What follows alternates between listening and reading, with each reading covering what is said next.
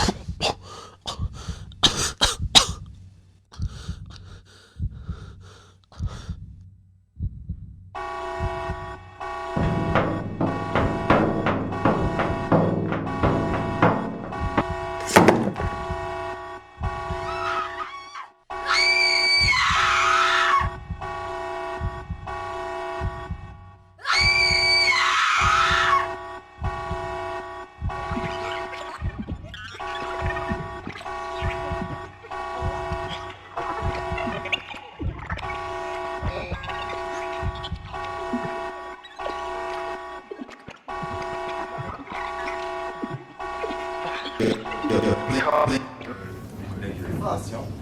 Je m'appelle Mehdi et Bastien Capio et aujourd'hui on va vous présenter notre démo La nuée des tourneaux.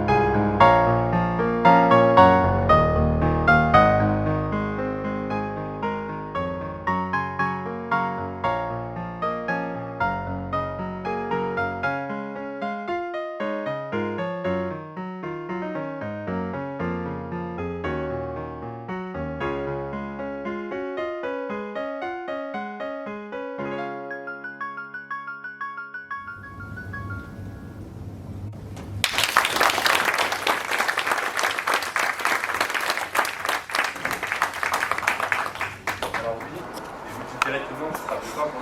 La démo, elle n'a pas de son. Alors elle n'a pas de son tout simplement parce que je suis quelqu'un de têtu. Et en fait, je ne trouvais pas de son qui collait avec mon ambiance parce qu'on est en 64 démo et du coup c'est un peu limité. Enfin, KO, excusez-moi, c'est un peu plus limité. En fait, ma démo s'inspire un petit peu niveau ambiance du jeu Mirror's Edge. Du coup, c'est un jeu dans lequel on est souvent dans des salles un petit peu blanches parce qu'on se fait un petit peu de parcours. Du coup, c'est pour ça qu'il y a beaucoup de gens dans ma démo, comme vous pouvez le voir. Et donc, j'ai voulu faire en sorte de pouvoir avoir une démo dans laquelle on se déplace dans ce décor 3D, dont le rouge que vous voyez ici actuellement, dans le jeu, c'est ça qui permet aux joueurs de se déplacer un peu plus facilement. Alors, dans ma démo, il n'y a pas de modèle 3D, parce qu'en fait, animer un personnage, on trouvait ça un petit peu compliqué à faire. Et tout ce qui est couleur, c'est fait via des shaders. Du coup, ça permet de réduire un petit peu la taille.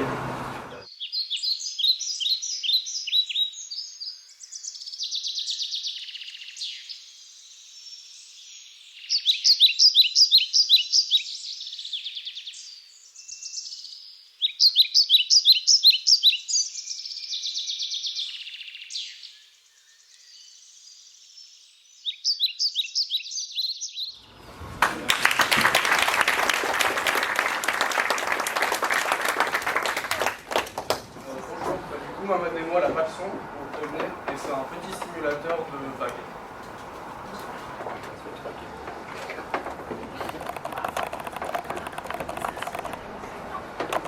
Alors.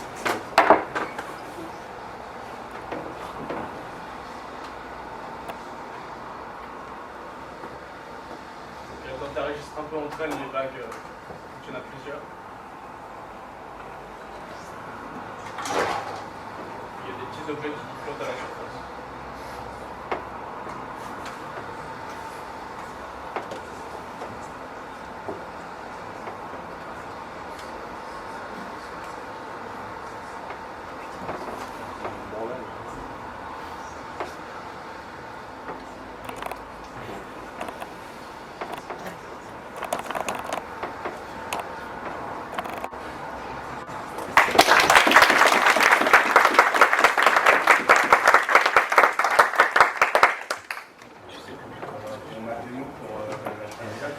Vraiment d'idées.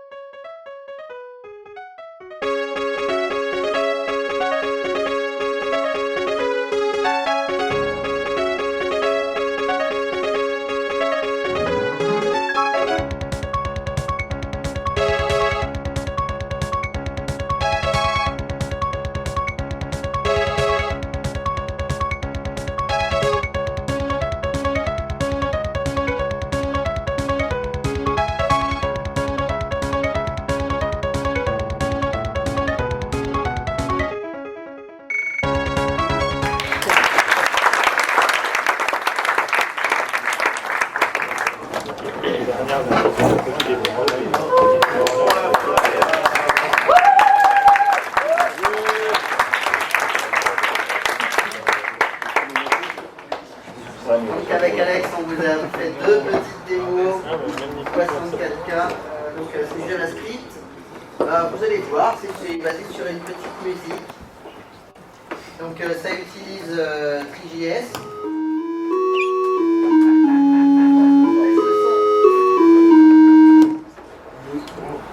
Non.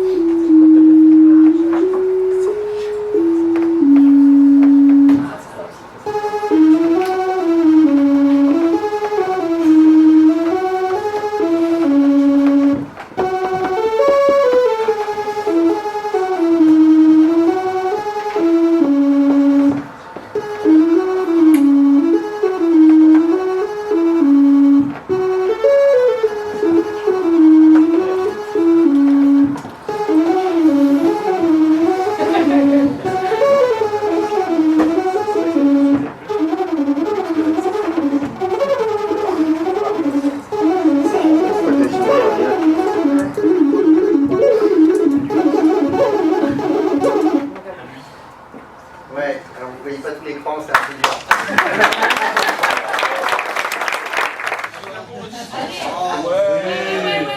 Vas-y. Il y a moyen d'accélérer ici. En x2. 4. Ah, beaucoup mieux. Bravo Alex. Il y a des feintes des fois là. Hein. Ouais, c'est cube, ils sont pas acculés. Ils sont pas complets, ils sont pas pleins. C'est des Billy.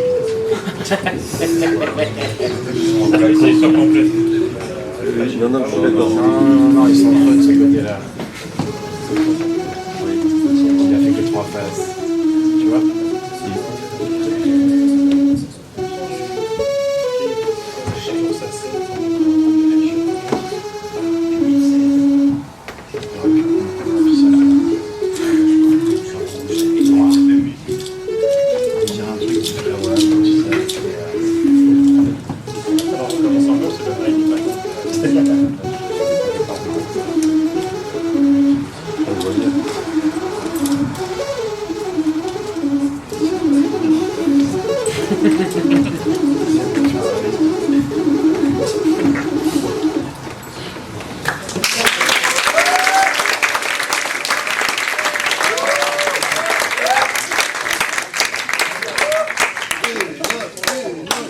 Nico, t'as une question?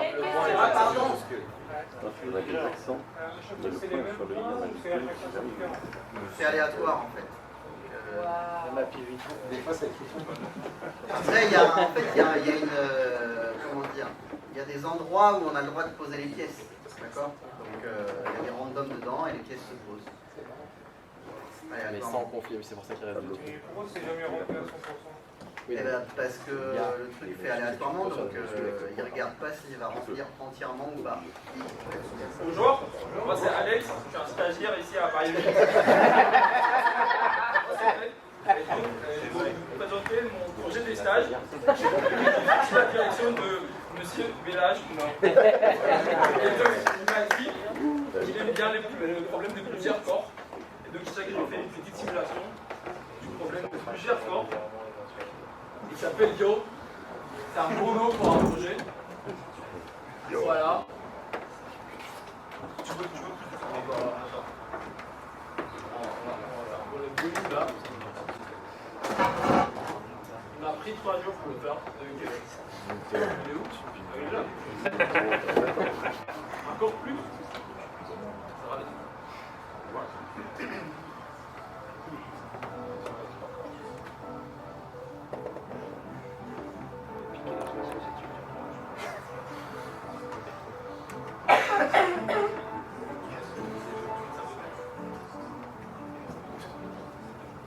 Donc voilà, plusieurs corps. Ok. Et c'est rigolo. Ok. Il y a des bacs, c'est la gravité newtonienne en fait. c'est rien de complexe, mais c'est juste 2 équations linéaires. Et c'est tout. Ah, ah ouais, les points ils sont aléatoirement mis. Et j'aime bien les trucs rétro, donc j'ai fait aussi, j'ai buté le truc sur un frame buffer avec une résolution moche. Et ça fait comme ça fait un peu pixelisé. Et donc voilà. Ça m'a fait petite idée. C'est rigolo. Il y a 2 masses qui sont un peu plus balèzes que les autres. Ils vont faire des orbites. Et voilà.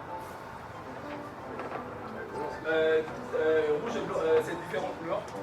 C'est pas la même couleur le 2. Donc ça fait une différence visuelle. Il y a une histoire là, c'est comme en vraie vie, quand on a une balle rouge et bleu, c'est pas bleu déjà. C'est vert. Voilà, désolé, mais c'est moi qui ai froid. Et donc c'est vert. Il est daltonien. Et voilà. Ça tourne, c'est bon. 40 kilobytes.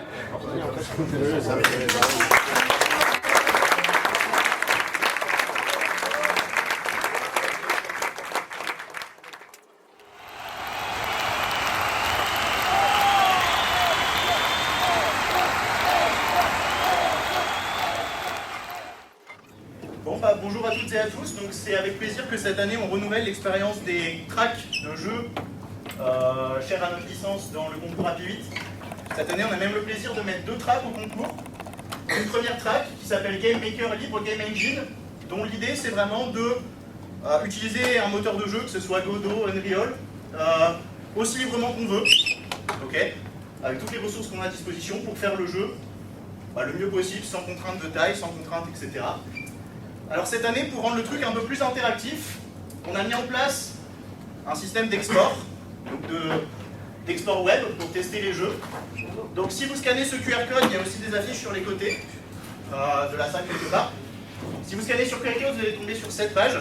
Et sur cette page, vous avez la liste accessible de tous les jeux avec les liens pour jouer soit sur laptop ou Android, soit sur iOS. Bon, sachant que on a fait ce qu'on a pu, mais la jouabilité laptop est recommandée si vous voulez tester. Parce que sur Smartphone, il est possible que parfois, même si c'est jouable, ça plante ou ça soit pas totalement ergonomique. Je vais vous présenter le jeu que j'ai réalisé au premier semestre dans le cadre du cours introduction au moteur de jeu. Donc Diamant DxO, c'est un jeu style Mario, un platformer où il faut récupérer des pièces et tuer les ennemis. Là vous avez la possibilité de commencer un autre jeu ou alors de continuer votre partie et de sauvegarder les crédits et bien sûr de quitter le jeu. Donc là vous avez l'histoire un peu. Donc le but c'est de trouver un trésor. Pour déplacer le caractère, c'est avec les flèches. Vous pouvez sauter et l'action c'est avec la touche F.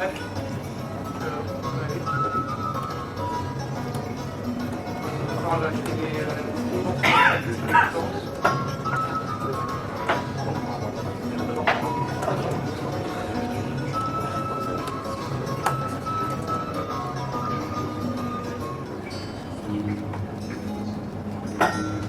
là vous avez besoin de quelque chose pour détruire un mur. Donc il faut essayer de trouver ce que tu as en fait.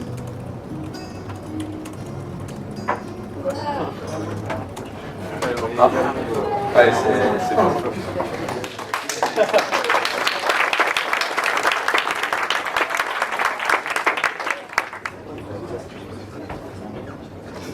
Donc là, si il faut sauter au bon moment en fait. Et essayer de récupérer les pièces.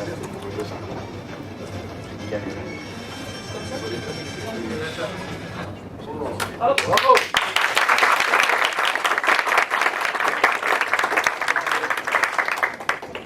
Bonjour, je m'appelle Clément Labarre et j'ai créé un petit platformer pour le premier semestre. Comme on peut le voir déjà, il y a un système de dialogue donc pour créer une histoire. Donc, il est normalement complètement adapté au téléphone, donc il y a les boutons dessus déjà.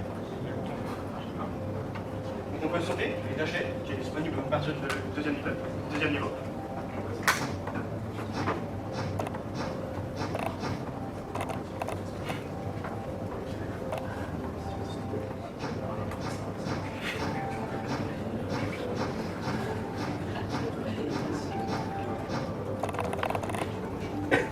Un petit peu d'histoire, ça me bien méchant.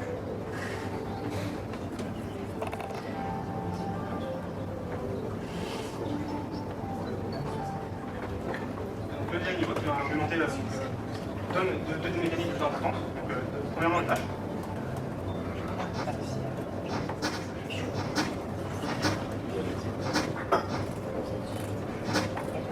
La dernière mécanique que j'ai entendue, c'est deux même, c'est un wall slide, c'est sur les murs, et un wall jump.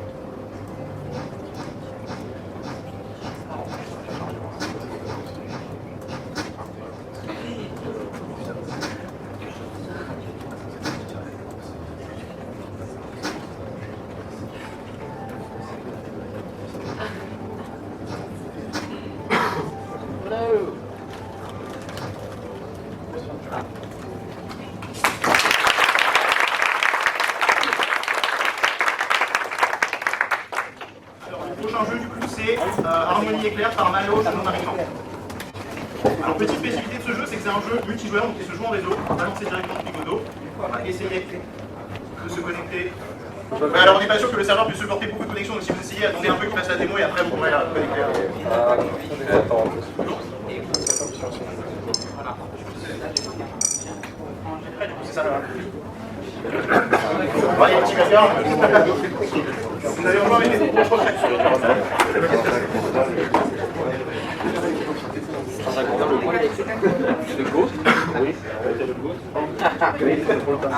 Du coup, là c'est Harmonie éclair. Du coup, c'est un jeu multijoueur. Bon, là pour le tester, pour l'instant, c'est que avec deux joueurs, donc moi sur mon téléphone et mon ordinateur. Du coup, on se déplace dans un vaisseau, et donc il y a deux équipes, les chineurs et les non-chineurs. Il y a deux vaisseaux, les non-chineurs c'est le vaisseau bleu et les non-chineurs c'est le vaisseau violet. Et du coup il y a plusieurs systèmes, chacun contrôlant une certaine partie du vaisseau.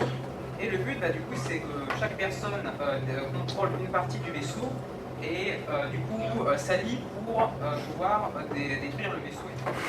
Et aussi les coordonnées de tir pour tirer sur le vaisseau. Ça c'est le canon. On peut entrer les coordonnées de tir et tirer sur les autres. Là, c'est le volant. On peut diriger notre vaisseau pour le changer d'orientation. Il a changé d'orientation. Et là c'est le moteur où il faut donner les pilules au hamster pour, dans la roue, qu'il fasse avancer le vaisseau.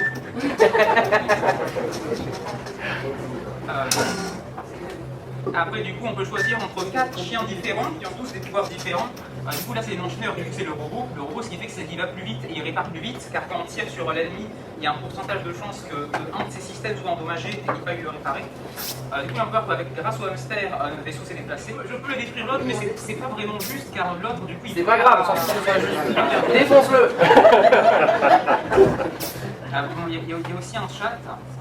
Donc qui ne sert pas à grand chose, là, il ne faut pas recevoir les messages. On peut aussi jouer un contre un, et du coup on doit gérer soi-même les 4 systèmes du vaisseau, du coup c'est plus compliqué. Alors normalement il y a un des chiens qui est chineur. Chineur, du coup vu qu'il chine plus, il peut donner plus de chinerie ou de non-chinerie au hamster.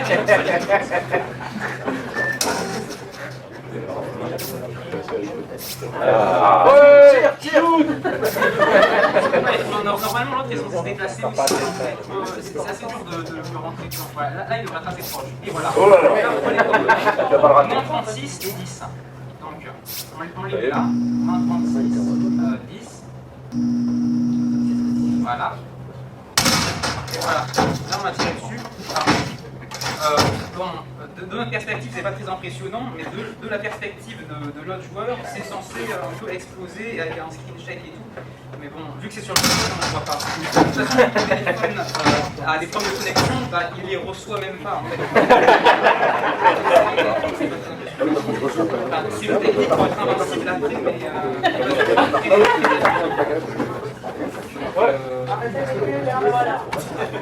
Il a une seule barre. Bah finis-le.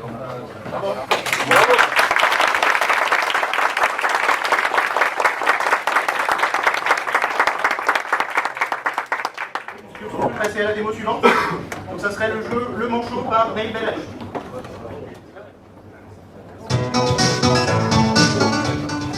Ce sera pas facile, c'est juste comprendre en fait comment l'utiliser. De toute manière, vous allez jouer sur mobile. Je pense à... Alors, Donc, on incarne un manchot. Oui, d'accord. Avec ça, on a des munitions pour tuer sur les méchants.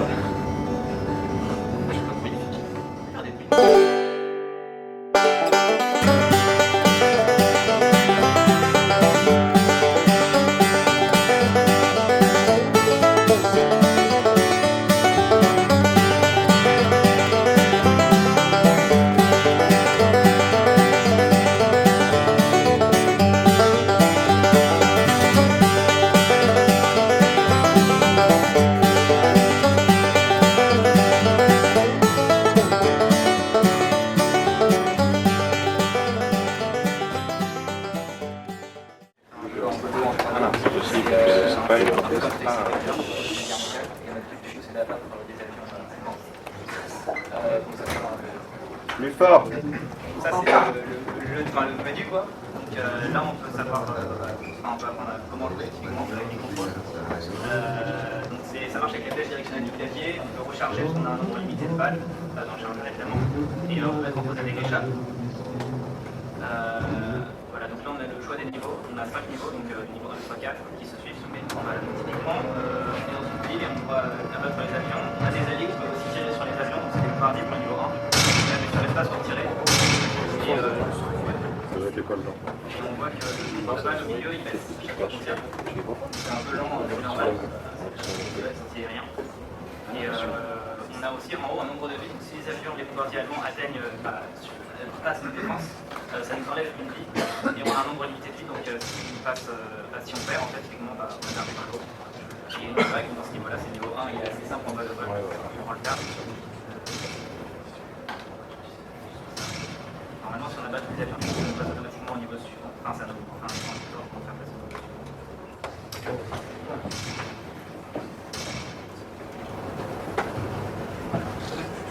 Là, du coup, voilà, c'est les premiers points.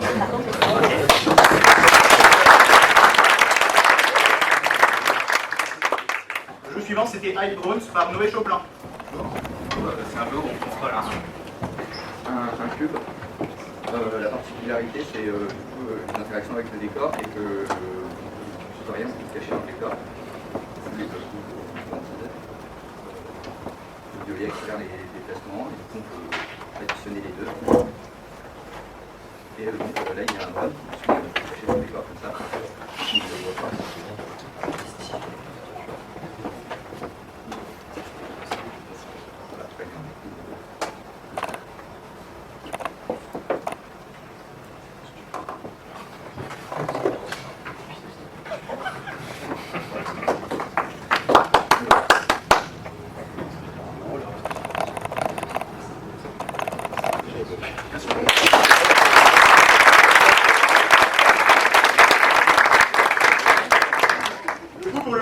C'est un jeu qui est hors de la track à proprement parler. C'est un jeu que va nous présenter Félix Felitoshi, qui a été développé sur Unity, un autre moteur de jeu. Donc c'est un jeu qui est en concours, mais il voulait profiter de l'événement pour nous présenter son projet, avoir des retours dessus, des questions. Voilà.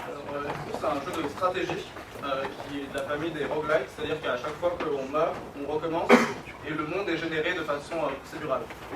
Alors nous, on contrôle ce petit personnage qui est ici et on se déplace de clairière en clairière en cliquant sur les clairières. Et du coup, c'est au tour par tour. C'est un jeu où globalement on fait des combats, on progresse en expérience et on fait des combats plus puissants et on affronte des monstres plus puissants. Donc les combats, ça se déroule de la manière suivante. On voit ici l'ennemi. Il va nous attaquer avec un coup à 2 d'attaque. Et nous on a 10 PV, c'est marqué en dessous. On voit que lui, il est composé de fourrure et nous on est composé de peau. Il y a un système d'éléments, il y a des multiplicateurs de dégâts en fonction de l'élément de l'attaque. Donc lui, il fait 2 coups au contendant, il sélectionne l'ennemi. Et ensuite, je termine sur fin du tour, et il va y avoir 6 dents. L'ennemi va taper au temps 4, moi je vais taper au temps 5. Donc voilà, je l'ai battu. J'ai gagné.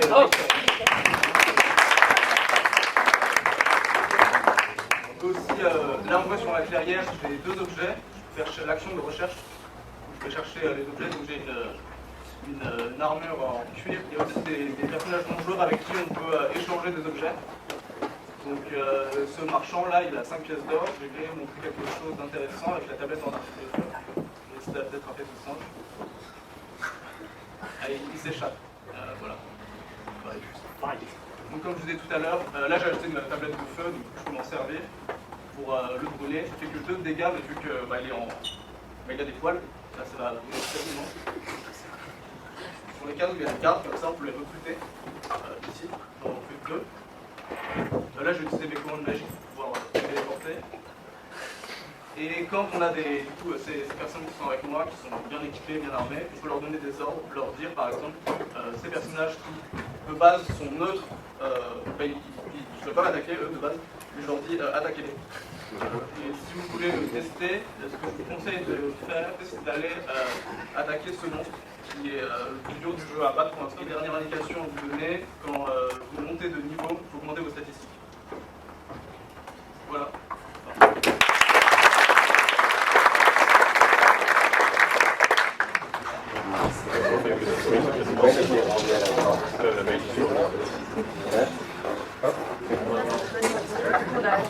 Nous, on a un vaisseau et on a vu des métaux sur nous, donc juste pour dans les espaces.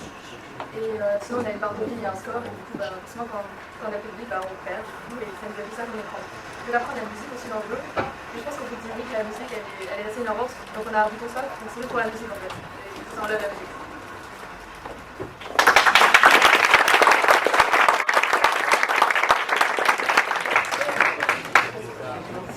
Un autre jeu, en plus c'est un jeu d'aventure que j'ai réalisé avec une IA. On va aller présenter le jeu d'aventure qu'on a généré avec OpenAI et un agent IA. Ce sera en plus. Donc d'abord, je vais parler du compte pour l'argent IA, après du compte pour le code en Python, le compte pour PowerPoint, et du coup, on va terminer par la démo. Donc d'abord, j'ai fait un agent IA spécialisé dans la conception de jeux d'aventure. Donc je vais générer les textes et les images. Donc là, c'est juste le prompt de développement initial. Donc on a fait plusieurs versions. Mais d'abord, c'est ce qu'on va lui donner. Donc après, on va dire que tu vas générer une interface graphique avec tes compteurs pour chacun des points avec les plus d'explications possibles et en concept. Voilà, parce que donc, s'il y a des choses qu'on ne connaît pas, ça va être pratique, mais on va faire en concept. Donc là, c'est juste un exemple d'interface qu'on veut. Donc par exemple, tu peux déplacer des choses, par exemple, le bouton d'écran, on peut mettre en bas de la ligne de texte. Donc là, les approches, c'est ce qu'on va faire les dialogues avec lui jusqu'à ce que ça fonctionne. Donc tout ça, en fait, c'est lui qui l'a généré au niveau du texte. Donc là, c'est la bibliothèque, les outils qu'on a enregistrés, la configuration initiale, les bibliothèques, qui génère les images à partir des comptes qu'on a donnés, et pareil pour les messages. En fait, nous, on va juste donner un décor et des personnages, par exemple. Donc là, on avait pris Fnap. Après, on peut tester le jeu. Là, on va lui donner un sujet. Moi, j'ai mis perdu sur une planète magnifique avec mon ami Clément, qui sont des décors dans des photos. Voilà, là, il nous a donné le texte. Généralement, le texte génère plus vite que l'image. Donc là, il nous a donné le contexte, il nous a mis une image en bas. Il nous a donné plusieurs champs d'interaction pour trouver sur une planète magnifique dans des décors futuristes avec telle personne. Parler à mon ami à propos de la situation actuelle, demander des conseils, explorer la zone environnante, archives, indices et chemins cachés, soit vérifier dans vos affaires qu'il y a quelque chose d'utile dans cette aventure. Donc par exemple, si nous on peut faire autre chose, on peut faire autre chose, il n'y a pas que ces 3 choix-là. Et après, forcément, on dit que ça marche pas, et qu'il y a des bugs, on peut continuer les dialogues, etc. Après, il faut repasser derrière lui, corriger. Ouais, c'est ça. Ouais, mais après, c'est lui qui corrige, on lui dit ce qui va pas, il corrige. C'est quel âge? J'ai 14 ans.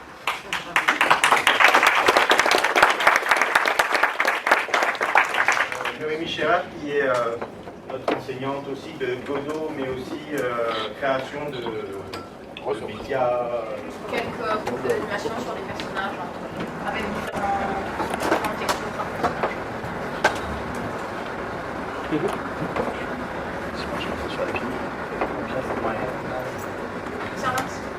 Les textures ne sont pas censées être réalisées. En même temps.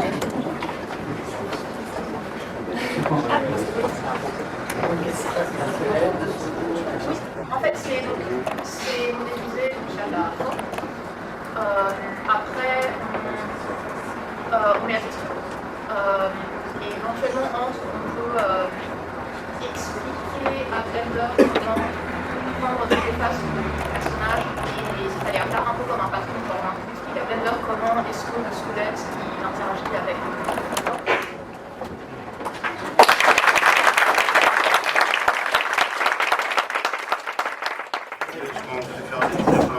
c'est-à-dire qu'on prend un jeu en l'occurrence. Plus fort. Donc c'est des jeux qui sont faits en full code avec un seul nœud. Et comme on va voir, c'est sans plus récemment. C'est le copter. le projet que je vous présente c'est Copter, donc c'est un style Flappy Bird où il faut aller essayer d'aller plus loin et éviter les obstacles. Donc pour jouer c'est un peu simple, il faut juste cliquer pour monter en haut, rester appuyé, et si on veut redescendre il faut lâcher la souris. Donc on prend un exemple.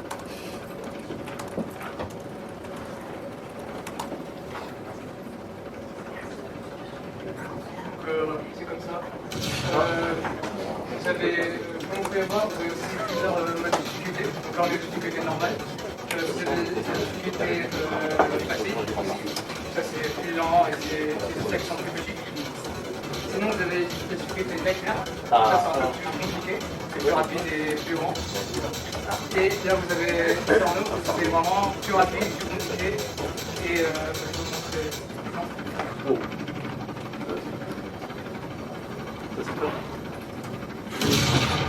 Avec vraiment le réflexe. D'enregistrer les scores avec plusieurs joueurs.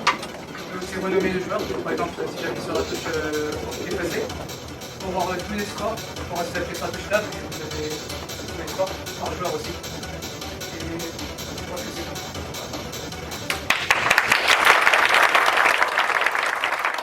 Le son, la voix et l'explosion, comment ça marche en full code? Les voix et la musique, j'ai récupéré des ressources en ligne. T'as quoi? J'ai récupéré des ressources en ligne. Ok. Et je les ai ajoutées dans le code. Et pour l'explosion, c'est plusieurs frames d'un GIF en fait. Ok. Oui, donc c'est avec ressources. J'ai séparé en plusieurs frames et j'ai ajouté toutes les images dans le code aussi. D'accord. Ça, je vous l'explosion. Ok, merci.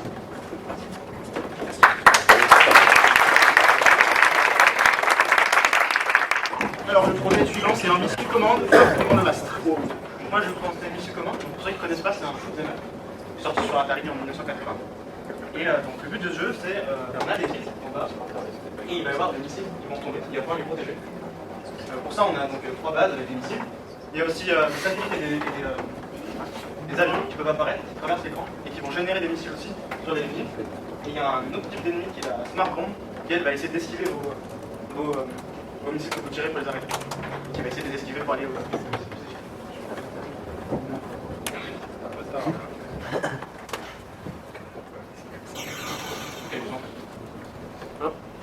Là c'est une Smart Bomb. Oh. Ah ouais, d'accord. Normalement il y a un autre. C'est improbable là, on dirait Rafale quoi.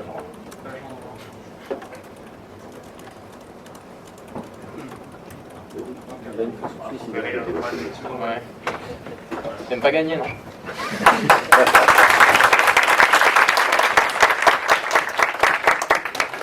Le prochain jeu, c'est un Brick Breaker par Jalila Baï.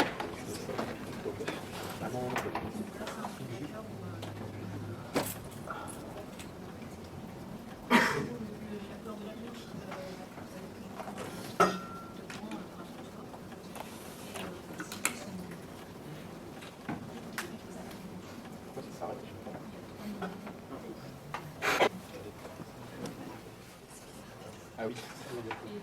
Plusieurs niveaux en même temps. Ouais. C'est menable.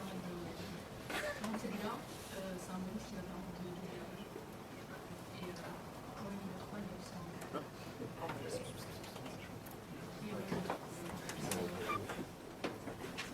qui permet d'allonger le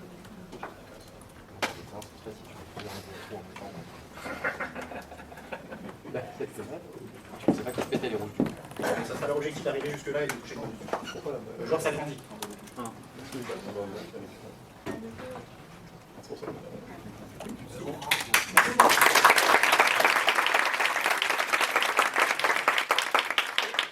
Le prochain jeu, c'est un géométrie dash par Neil Bellach.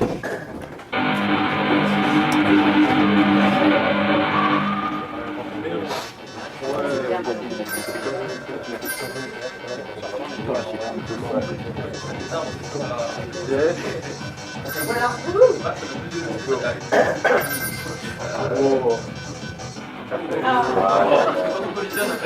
Le point de la plateforme, je sais pas. Bon, bah, vous avez compris. J'ai fait plusieurs niveaux, hein, les plus, vraiment plus Le niveau 4 est dans le plus dur. En fait, depuis un texte, en fait, je vais associer un caractère, en fait, ce qui va correspondre à, donc en l'occurrence B, ça va être mon bloc. Donc je vais démarrer sur un bloc, G, ça va être de combien de village. Et voilà, donc M pour mini-bloc, j'en ai 2 pour avoir la forme. D, les diamants que je vais rajouter, donc j'ai avec le score. D, c'est les armes, qui vont du coup donner plus de vitesse. Et bah si. L'important c'est les pics. Bravo, merci.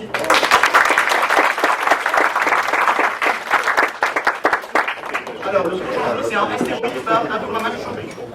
Bonjour, moi je m'appelle Adol, je suis en N1. Et bah, du coup, j'ai fait l'astéroïde, ensuite faire un vaisseau et use des astéroïdes qui viennent et qui s'explosent. Il y a aussi la version mobile, j'ai essayé et ça ne marche pas trop. Les qualifications, c'est un peu étrange. Ceci, donc, c'est un jeu. La néo-centre, normalement, c'est juste un peu trop grand. On sait quand il y a boost. Genre quand on a 50 ans.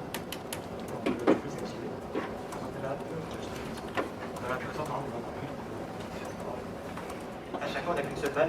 Et la balle, elle va mieux quand elle va détruire l'astéroïde du coin qui se met l'écran. Ça ne passe pas. Et du coup, le plus il savoir le plus souvent possible. Il y a les pions à droite aussi.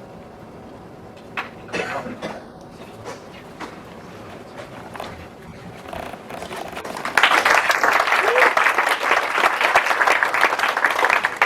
Alors, on passe au dernier projet de la trappe qui est un autre brick breaker développé par Nathan Agus. Voilà, bon, je vais faire un autre brick breaker. Ce qui différencie un peu, c'est que c'est juste un seul niveau, un peu graphique. Donc les briques vont venir à coup, petit à petit. Il y a un power-up qu'on peut prendre pour avoir une deuxième balle, plus de balles. Et au fur et à mesure, la difficulté va un peu augmenter pour avoir des briques de couleurs différentes.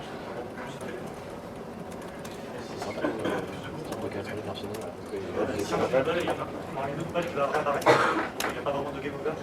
À part s'il y a des briques qui attaqueront la récidive. On laisser une condition, c'est que les briques vont commencer à se rapprocher un peu plus si la dernière balle atteint la ligne. Et c'est à peu près tout. Donc en tout cas, le but c'est de prendre tout le programme. Allez, les loups. C'est juste évident. Allez.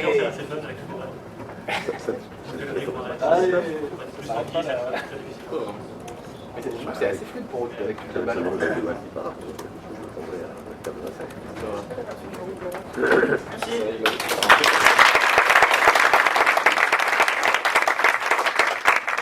C'est des questions? On peut gagner ou pas? On peut perdre. On peut perdre et avoir le meilleur score possible. Bon voilà, ça conclut du coup tous les projets pour cette track numéro 3. Merci à tous les participants.